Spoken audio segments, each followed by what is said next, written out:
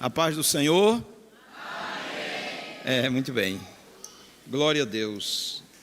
É com prazer que a gente se encontra aqui. Eu creio que todos nós que estamos aqui, eu não vou perguntar quem está alegre. Eu creio que vocês estão alegres, porque vocês se encontram na casa de Deus. E não há nada melhor do que estar na casa de Deus. Como é que o Salmo diz? Alegrei-me quando me disseram, vamos à casa do Senhor, não é? Então o crente sente a alegria de estar na casa de Deus. Esse é o local melhor para a gente estar. E para qualquer pessoa, esse é o local melhor. O assunto que eu gostaria de trazer para vocês hoje foi um assunto que Deus falou maravilhosamente ao meu coração e eu espero compartilhar com vocês. Estava buscando em Deus uma palavra para hoje e Deus me fez ver uma revista. E nessa revista tinha uma mensagem que uma mensagem que é propícia para os nossos dias. Uma mensagem sobre o fim do mundo. O fim do mundo. Tem sido pregado pouco sobre o fim do mundo. Eu gostaria de convidar vocês para abrir a palavra de Deus em 2 Pedro, capítulo 3, e o verso de número 10. Eu acho que talvez você já tenha lido esse texto várias vezes, mas você pode não ter prestado atenção nele, né? Mas eu gostaria de que você prestasse atenção nesse texto. Quinta-feira, o presbítero Melk falou sobre a vinda de Jesus. E eu notei assim um despertamento muito grande nos irmãos, um interesse muito grande sobre o assunto. E então, hoje, assim, lendo essa revista, então uma mensagem, a revista que eu colecionava, essa revista eu não tenho mais, mas é uma revista muito boa, é a revista Fé para Hoje. Aí a mensagem foi do pastor O. Palmer Robertson. Então eu peguei algumas coisas, não é? Alguns tópicos dele. Eu não vou trazer a mensagem que ele escreveu lá, ou seja, ipsiliter, né? Como se diz, né? Mas o que Deus me deu a ideia, né? Deus me deu assim um norte. Então eu gostaria de compartilhar com vocês. Eu me alimentei bastante. Espero que você também se alimente nesta noite, diante de um tema tão importante como esse. O desfecho final da história da humanidade está nesse assunto. Desfecho final da história da humanidade está nesse assunto. O fim do mundo. Obrigado. Segunda carta de São Pedro. Segunda carta de São Pedro. Segunda carta de São Pedro. Segunda carta de São Pedro. Já acharam? Diga amém, por favor. Amém. Você poderia se colocar de pés um pouquinho em reverência à palavra de Deus? Quem puder, fique de pés e preste atenção nesta palavra, tá certo? Glória a Deus. Diz assim a palavra de Deus: virá, entretanto, como ladrão, o dia do Senhor, no qual os céus passarão com estrepitoso estrondo, e os elementos se desfarão abrasados. Também a terra e as obras que nela existem serão atingidas. Amém? Virá, entretanto, como ladrão, ou seja, de uma maneira inesperada. Quando ninguém esperar, acontecerá. Virá, vou repetir, virá entretanto como ladrão o dia do Senhor. O dia do Senhor é o fim do mundo. O dia do Senhor é o dia em que Cristo vai voltar. E diz, no qual os céus passarão. Você já pensou isso? Você pensou nisso? Os céus passarão com estrepitoso estrondo. Essa palavra estrepitoso é muito forte, né, irmãos? Estrepitoso estrondo. E os elementos, os átomos, se desfarão abrasados. Também a terra e as obras que nela existem serão atingidas. É um tema muito forte, é um assunto muito forte. Nosso Deus, estamos diante da Tua palavra. Lemos aqui, meu Deus, um assunto, meu Senhor, que é palpitante para o nosso coração. Senhor Deus, abençoa para que eu possa, Senhor amado, eu me alimentei e quero me alimentar mais. E quero também, Senhor amado, pedir que o Senhor abençoe para que a sua igreja se alimente, porque isso vai deixá-la mais vigilante. Deus Todo-Poderoso, dá-nos a Tua graça para que eu possa, com sabedoria, poder, ousadia do Espírito Santo, transmitir essa mensagem nesta noite. Amém. Em nome de Jesus, amém. Glória a Deus, podem sentar. Há muitos tempos atrás, a igreja cantava um corinho assim, que dizia: essa terra vai pegar fogo, aonde é que tu vai ficar? Aí dizia assim: eu vou morar lá no céu. Se lembra, presbítero? Não era? Essa terra vai pegar fogo, aonde é que tu vai ficar? Era assim, não era? Morar, não é isso? Essa terra vai pegar fogo, aonde é que tu vais morar? Eu vou morar lá no céu, assim, uma coisa assim. Sim, por volta, na década de 1980, eu comecei a ler a Bíblia Sagrada. E, assim, não cria. Comecei a ler por curiosidade. Não era fácil você ter uma Bíblia, um exemplar das Escrituras naquele tempo. Não era todo mundo que tinha uma Bíblia. E havia uma ânsia muito grande no povo de ler. Quando chegava um crente para evangelizar com a Bíblia na mão, o povo ficava ansioso para ouvir a palavra de Deus. Hoje os tempos estão mudados. Mas eu adquiri uma Bíblia, me deram uma Bíblia de presente, aliás eu pedi a Bíblia, não é? E eu comecei a ler por ali, assim, sentindo dificuldades, tal. Mas uma das coisas que a Bíblia fala muito é sobre esse assunto, sobre esse tema. E tinha, assim, a questão dos terremotos. Naquele tempo isso era mais raro, ou se acontecia, ninguém sabia muito. Aqui no Brasil isso era muito raro, acontecia mais fora do nosso país. Mas aí eu saí do meu trabalho e fui à farmácia comprar uma medicação. Lá estava uma televisão e o locutor anunciou no jornal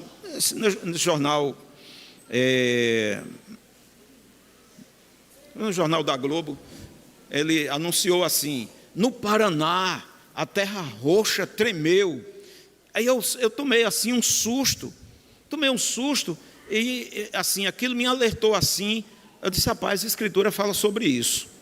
A Bíblia fala que quando estiver perto do fim do mundo, esse tipo de coisa vai acontecer. E eu saí dali assim, aquilo ali trouxe uma mensagem para mim. E eu comecei a me interessar mais pelas Escrituras Sagradas. Comecei a me interessar mais sobre isso. Então, aquilo ali me levou a ler mais a Bíblia. E chegou o momento em que o Senhor me deu a graça de eu poder aceitar o Senhor Jesus como Salvador da minha vida. E graças a Deus, assim, eu tenho sempre me interessado por este assunto. Muita gente não sabe disto. Muita gente não sabe bem disso aí, não entende essa coisa, né? Muita gente não sabe dessa questão do fim do mundo. E agora, entender também a questão do mundo, o fim do mundo, porque o mundo pode significar as pessoas, não é isso? Foi o que aconteceu no dilúvio, não é? Assim, o céu não pegou fogo ali, não se desfez, não é isso? Como diz aqui o texto que vai acontecer no fim, porque no final do mundo, então acontecerá não somente a destruição da humanidade, mas também, como diz aqui o apóstolo Pedro, palavra dele não são minhas palavras, que o céu vai explodir, não é isso? Os céus, não é? Ele diz aqui, os céus passarão com estrepitoso estrondo, e os elementos, os átomos, se desfarão abrasados, e a terra também será atingida. Então, não somente o mundo, o povo vai entrar em juízo, vai entrar em julgamento, mas também a terra também vai passar por esse processo que a gente vai entender melhor durante a nossa mensagem. E muita gente não acredita no fim do mundo por causa de muitos falsos profetas. Agora até que silenciaram mais, mas você via direto alguns anos atrás, eu creio que a maioria aqui se lembra de uma previsão que houve, que eles disseram que era uma previsão de Nostradamus, não é? Que o mundo ia se acabar em 2000, em agosto de 2000, e aquilo ali deu um rebuliço muito grande, inclusive aqui numa cidade vizinha, diz que o delegado disse o seguinte: rapaz, não é justo esses presos morrerem aí dentro dessa cadeia, então libera esse povo aí, naquele dia que estava marcado para vir do céu, não é? Um terror do céu e com fogo e tal, e destruir tudo. Então o delegado soltou os presos. Se lembra, presbítero, disso? Ou você não se lembra? Você viu falar, né? Foi verdade? Ninguém sabe, né? É bom, disseram que o que veio, assim, a notícia que correu por aqui, que aqui uma cidade vizinha aconteceu esse tipo de coisa, né? Que liberaram os presos para eles não morrerem, né, queimados lá dentro da prisão. Mas muita gente, irmãos, fez coisa tremenda. No primeiro milênio, um pregador chamado Pedro Eremita alarmou o mundo dizendo que Jesus Cristo iria voltar ali, que seria o fim do mundo e que começaria o milênio. Agora o milênio, né? Essa época em que Cristo reinaria aqui na terra, não é? Essa esperança messiânica terrena,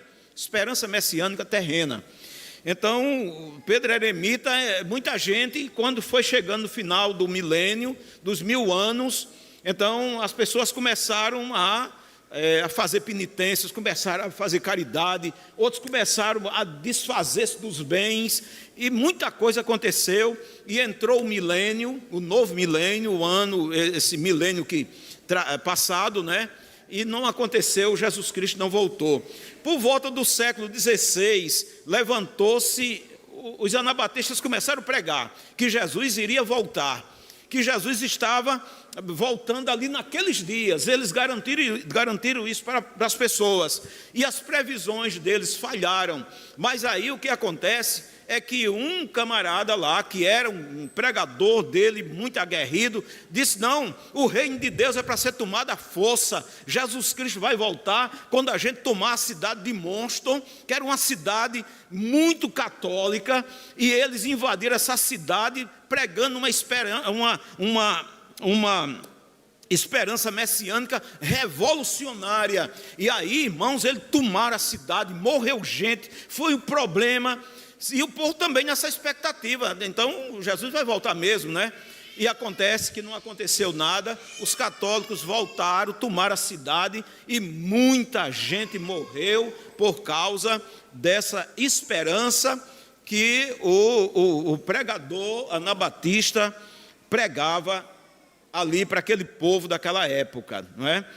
Aí depois aconteceu, irmãos, que muitas seitas, ainda dos nossos, assim, eu creio que muitos de nós aqui ouviu essas coisas, muitas seitas marcando datas por volta do século XIX, levantou-se seitas, no mínimo 2 religiões, pregando a volta de Cristo, dizendo que ele ia voltar, não sei para onde, e esperaram Jesus Cristo lá numa montanha, e dali Jesus Cristo vinha e iria com eles, com os fiéis ali, iria lá para a fazenda de um certo pregador, e Jesus ia ficar lá na fazenda do camarada. Não, Jesus Cristo não voltou. Aí remarcaram a data, Jesus Cristo não voltou também, não é?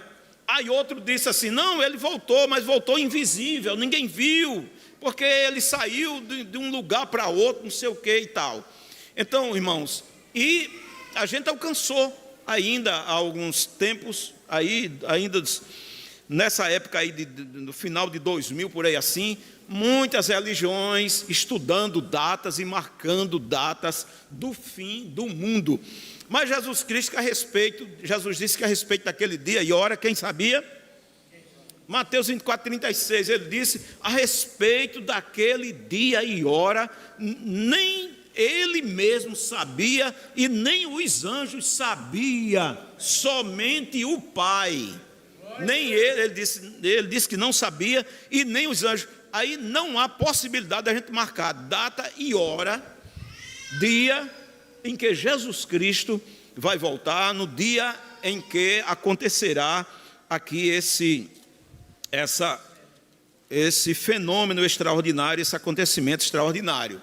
Nós só podemos dizer uma coisa para vocês: ele vai voltar, porque ele disse, passará o céu e a terra, mas as minhas palavras não passarão. Pronto, fiquemos certos disso aí. A gente não sabe o dia da nossa morte, sabe? Mas vai acontecer. Também a gente não sabe o dia da vinda de Jesus Cristo, mas isso vai acontecer. Às vezes a gente não se apercebe e a gente fica vivendo como se a gente nunca fosse morrer, ou como se Jesus Cristo nunca fosse voltar. Mas Jesus Cristo garantiu isso. Aqui nesse texto, nesse capítulo que nós lemos aqui, nós encontramos afirmativas do apóstolo Pedro dizendo que existem pessoas que são pessoas aqui no verso de número 3, 4, 2, ele diz assim, capítulo 3 e o verso 2. Para que vos recordeis das palavras que anteriormente foram ditas pelos santos profetas, bem como do mandamento do Senhor e Salvador, ensinado pelos vossos apóstolos, tendo em conta, antes de tudo, que nos últimos dias virão escarnecedores com os seus escárnios, andando segundo as suas próprias paixões e dizendo, onde está a promessa da sua vinda? Porque desde que os pais dormiram, todas as coisas permanecem como desde o princípio da criação. Então aparecerá pessoas duvidando da vinda do Senhor, pessoas que são escarnecedoras, vão dizer, onde está a promessa? Cadê? Que desde muito tempo, desde que eu sou gente, desde que os pais dormiram, que se fala nisso e nada disso aconteceu. Então, essa gente, irmão, que é escarnecedora, elas esquecem, como diz o apóstolo Pedro, elas têm amnésia e elas esquecem que já houve intervenções divinas na história da humanidade a ponto de varrer a população toda. O dilúvio, o apóstolo Pedro traz isso a lume. No verso 4 ele diz, no verso 5, porque deliberadamente eles têm amnésia, que de longo tempo houve céus, bem como terra, a qual surgiu da água, e através da água pela palavra de Deus, pela qual veio a perecer o mundo daquele tempo afogado em água. Não é, irmãos? Foi o que isso aí? O dilúvio, nos dias de Noé. E Jesus usa esses dias, esse dia de juízo sobre a humanidade daquele tempo, Jesus usa aquilo ali para trazer um alerta para nós, que eles estavam desapercebidos, apesar da pregação de Noé. A Bíblia diz que eles não perceberam até que Noé entrou na arca, a porta foi fechada e começou a chover. Muita gente diz assim, naquele tempo não chovia. Irmãos, chovia, eles só não acreditaram que iria acontecer. Irmãos, um dilúvio nunca aconteceu, por que vai acontecer agora? Não é, irmãos? Então chovia e era normal. E muita gente, não chovia não, foi a primeira vez que choveu. Não é assim, chovia, irmãos, não é? Só lá no Jardim do Éden é que, quando no começo, no Jardim do Éden, aí não tinha chovido, o Senhor fazia com que debaixo da terra subisse uma água que saía com pressão para borrifar a terra, não é? Mas depois as coisas ficaram normais. Então, eles não creram. Há outro juízo, esse foi local, e tudo isso é posto como exemplo do fim. Foi lá na Pentápole, quando o Senhor destruiu 5 cidades, não é assim? Sodoma, Gomorra, Zeboim, Adimá, e outra cidade lá que eu esqueço aqui o nome. O Senhor destruiu ali 5 cidades, e eles também não perceberam. Eles estavam tão envoltos com o pecado, tão entenebrecidos com o pecado, que eles não perceberam.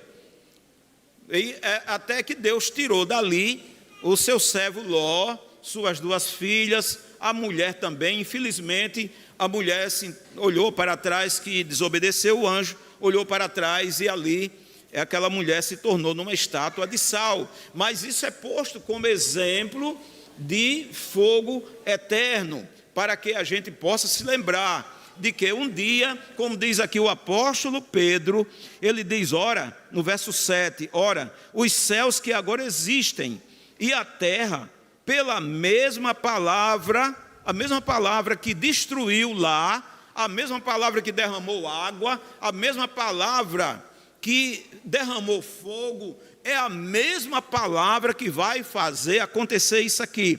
Os céus que agora existem, no verso 7, os céus que agora existem e a terra, pela mesma palavra, têm sido entesourados para fogo, não mais para água, mas para fogo, e diz, e destruição dos homens ímpios.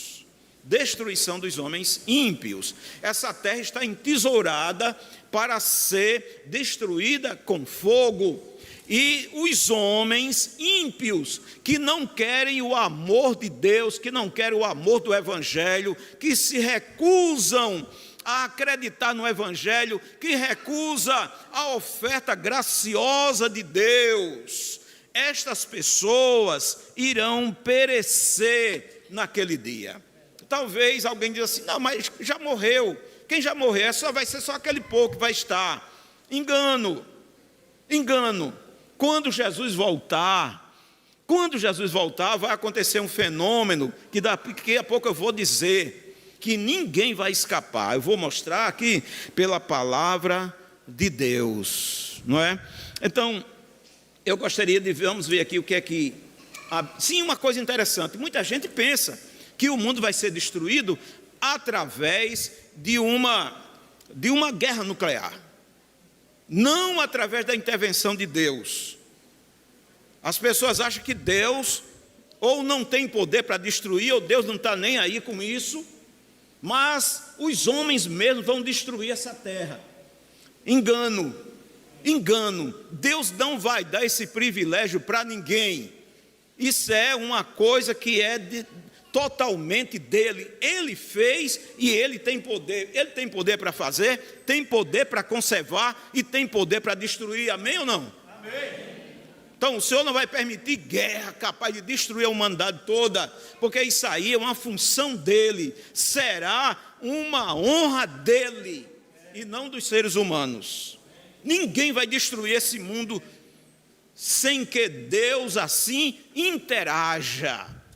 Pois bem, mas vamos ver, irmãos, a primeira coisa que a gente precisa, como já falei para vocês, é que Jesus voltará. Jesus já veio uma vez, desta vez que ele veio em carne, veio no seu estado de humilhação, ele conviveu com a humanidade aqui, mostrando a graça salvadora de Deus. Ele curou enfermos, ele ressuscitou os mortos, ele purificou os leprosos, ele também restituiu a pureza àquelas pessoas que viviam na devassidão, e ele também foi morto injustamente, mas ele aceitou essa morte por causa de mim e de você, porque diz a Bíblia que morreu o justo pelos injustos, para nos conduzir a Deus.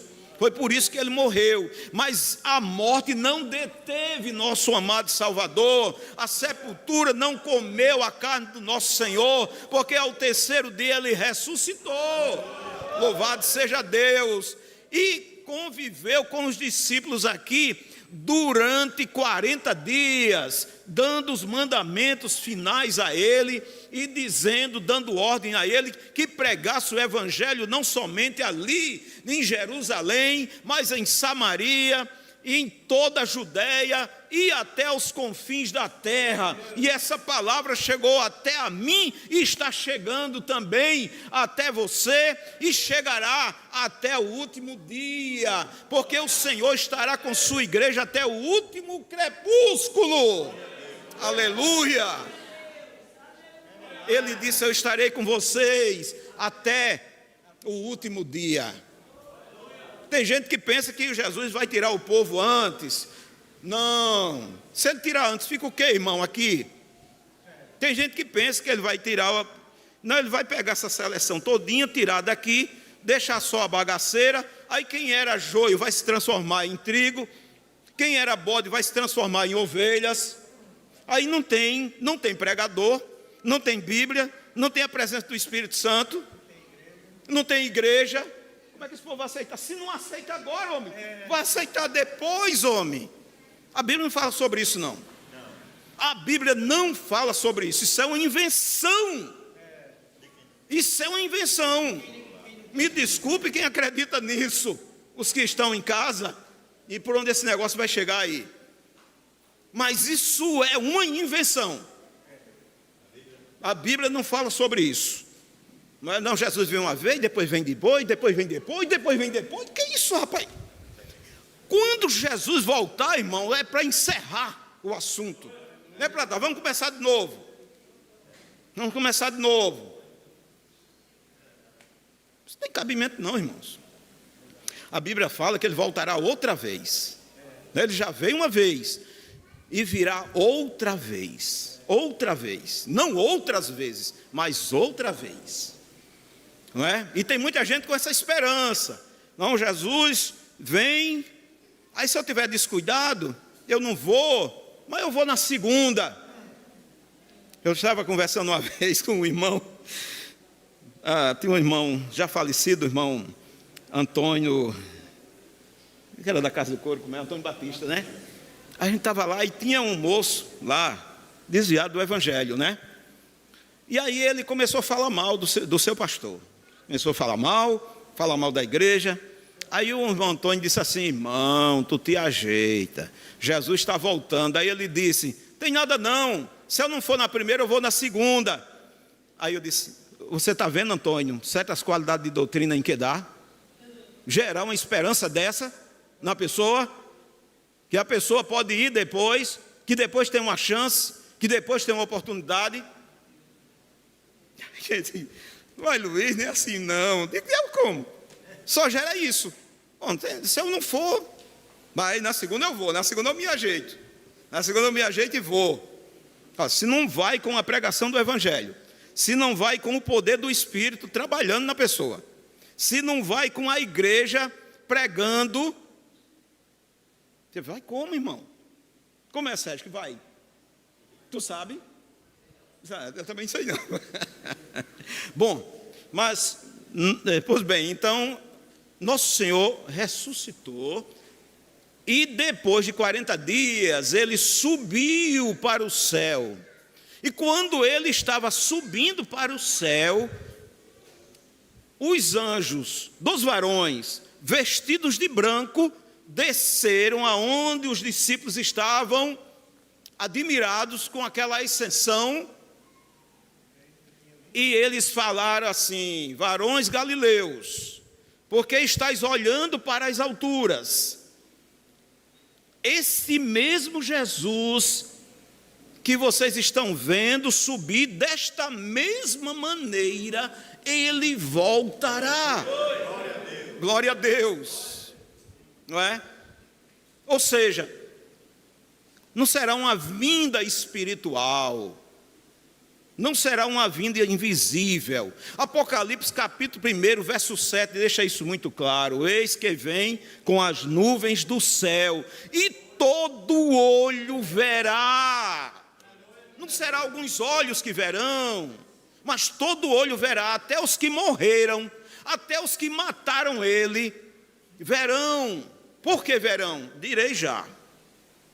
Daqui a pouco eu vou dizer para vocês. Então o Senhor subiu, ele foi rompendo aqui essas camadas, esses céus, e sentou-se no mais alto do céu, à destra do Pai. Ele está reinando com o Pai. Alguém duvida que Jesus está reinando? Ou vocês acham que ele está lá brincando? Ou dormindo? Ele está reinando. Jesus Cristo é o Rei dos Reis.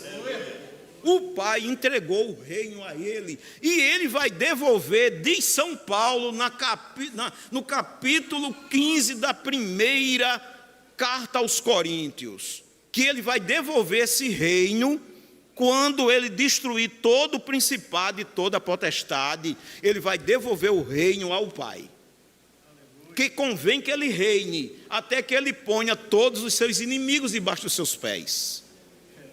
Então ele reina, e nós reinamos com ele.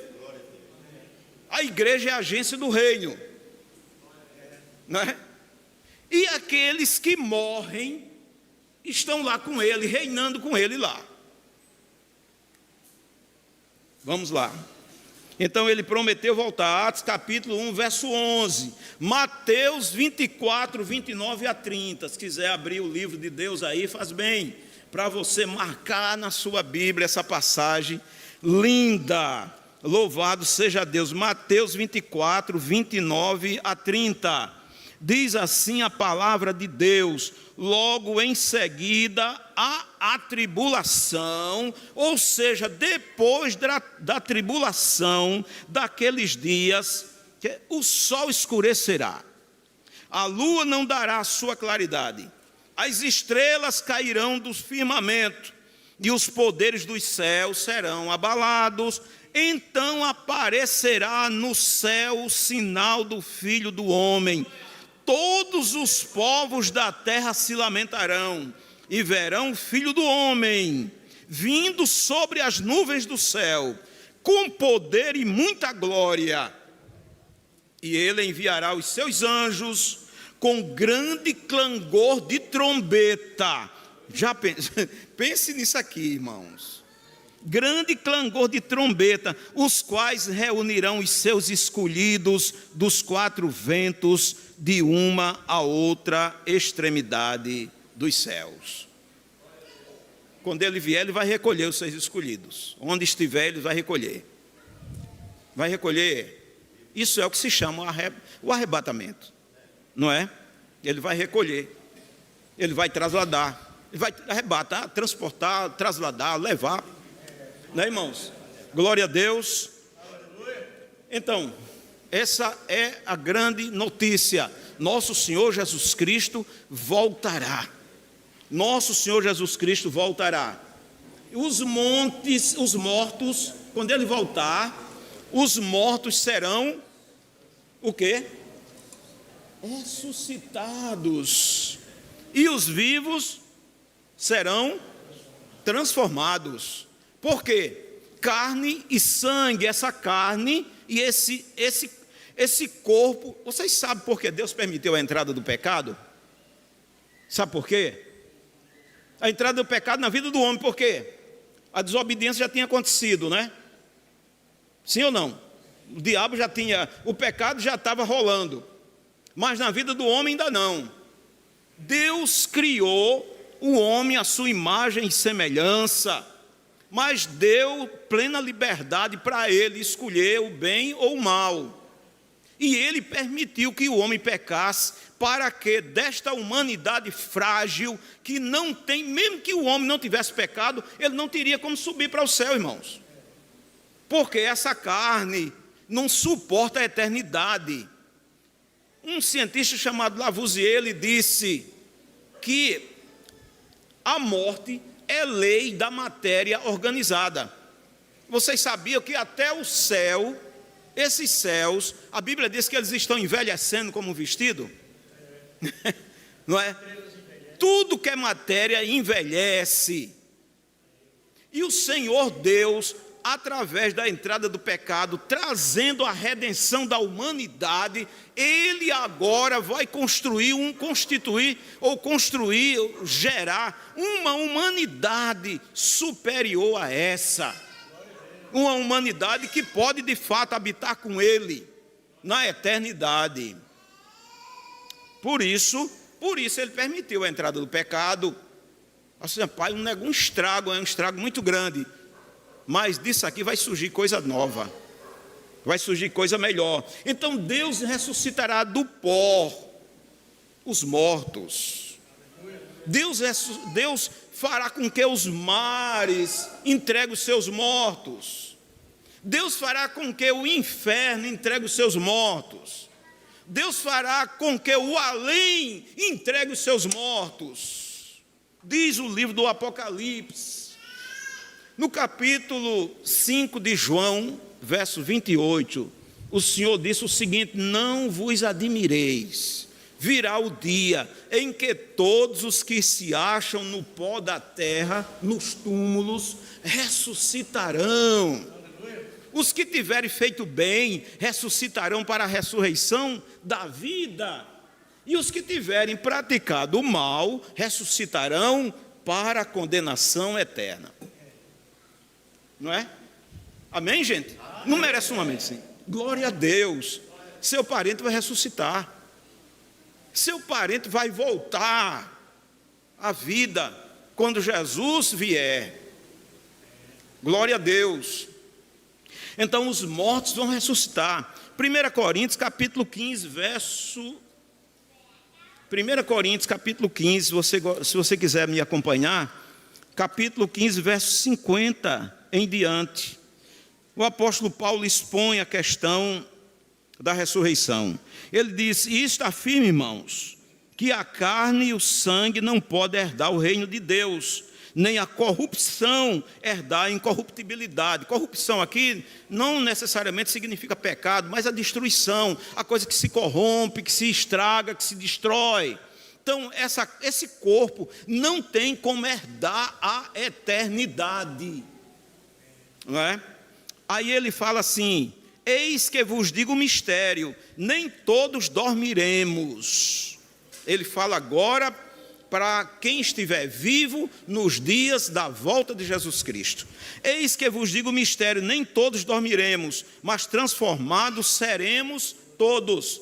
Quem estiver vivo, quando Jesus Cristo voltar, esse corpo vai ser transformado num corpo semelhante ao de Jesus Cristo.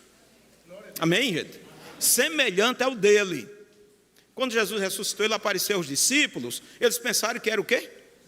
Um fantasma. Ele disse: veja que fantasma não tem carne e ossos como eu tenho. Toca aqui. Aleluia. Então nós teremos o corpo. Não vai ser espírito só. É corpo espiritual. São Paulo fala nisso aqui. Ele diz: semeia-se corpo natural, ressuscita-se corpo espiritual. Mas será o corpo. Não será um espírito como os anjos, não. Teremos um corpo, e será o mesmo corpo, porém, agora um corpo espiritual. Jesus não ressuscitou no corpo de outra pessoa, não. Não é verdade? a ressurreição de Jesus é exatamente como se diz assim, ele é as primícias, né? É o espelho para nós. Do jeito que Jesus ressuscitou, nós ressuscitaremos também. Nossos parentes ressuscitarão. Tá certo? Não importa se ele morreu há 2.000, 3.000 anos aí, quem morreu, não importa, Adão vai ressuscitar. O primeiro homem vai ressuscitar. Agora tem duas ressurreições. Uma para a vida e outra para a condenação. E você note que Jesus Cristo fala num fôlego só. Não, mas lá no Apocalipse capítulo 20, dá um nó na minha cabeça. Porque ele fala que tem 1000 anos de distância de uma ressurreição para outra. Não é, irmão? Como é que a gente entende isso aí? Porque parece que ele vai julgar no mesmo dia, vai ressuscitar no mesmo dia, vai haver tudo, digamos, no dia dele, no dia que não é um dia natural como o nosso, né? Um dia para ele, são quantos dias? Quantos anos? Não é? Mas você nota que é num fôlego só. Mas aquele negócio lá do Apocalipse, capítulo 20. Irmãos, Jesus Cristo falou sobre 2 tipos de ressurreição. Ele disse, vem a hora e já chegou, em que os mortos ouvirão a voz do Filho de Deus. E os que a ouvirem, ressuscitarão. Aqui tem um bocado de gente ressuscitada. Glória a Deus. Amém? Porque passou da morte para a vida. São Paulo fala isso muito claro, não é? São Paulo fala isso muito claro. Ele vos deu vida, estando vós mortos em vossos delitos e pecados. A ressurreição é essa passagem da morte para a vida, mas isso espiritualmente. São Paulo diz no capítulo 2 que ele nos ressuscitou. Ele não fala, ele nos ressuscitará, mas nos ressuscitou e nos fez assentar nos lugares celestiais em Cristo Jesus. Mas ele não está falando da ressurreição do corpo, ele está falando da ressurreição do novo nascimento. E quem não tiver essa ressurreição é morto, não entrará, não terá como entrar lá. Precisa nascer de novo hoje mesmo. Hoje é o dia de alguém nascer de novo. Você que entrou aqui, não sai daqui do mesmo jeito que você entrou. Você está morto nos seus delitos e pecados. Abra o seu coração para Jesus, para Ele dar vida a você. Amém? Essa é a doutrina. Então, aquela ressurreição de lá do Apocalipse, foi o próprio João quem escreveu. Ele está falando, com certeza, ele está falando dessa ressurreição, que é esse período aqui, desde a vinda de Cristo até a sua volta, quando nós temos condições de ressuscitar espiritualmente, para depois a gente ressuscitar e reinar, ressuscitar e ser sacerdote, não é? Para no dia da vinda de Jesus, a gente poder então participar da ressurreição dos mortos. Então, o apóstolo Paulo, deixa eu concluir aqui o meu raciocínio. É claro que eu não vou terminar tudo hoje, é claro, que isso não é possível. Mas, continuando, a partir do verso 50, ele diz assim, 51, eis que vos digo o mistério, nem todos dormiremos, mas transformados seremos todos, num momento, num abrir e fechar de olhos, ao ressoar a última trombeta. A trombeta soará, os mortos ressuscitarão incorruptíveis, e nós, ele quer dizer nós, os que estivermos vivos. Ele não experimentou isso aqui, não é? Talvez a gente não experimente. A gente só experimentará essa transformação se Jesus voltar quando a gente estiver vivo ainda, é claro. Mas a igreja continua. Quando Jesus voltar, vai ter gente aqui que vai ser transformada, aqui nessa terra. É claro, não é? O mundo pode apodrecer, mas a igreja do Senhor, ela é o sal. Ela tem que estar aqui. Vamos lá.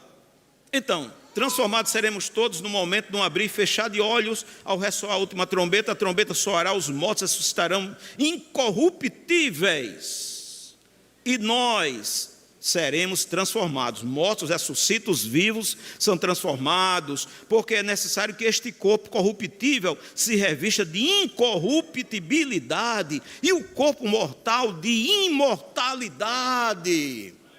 Glória a Deus. Glória a Deus. Vocês estão por fora. Esse assunto para vocês parece que é um assunto que nem tem futuro. Quer a chave do carro?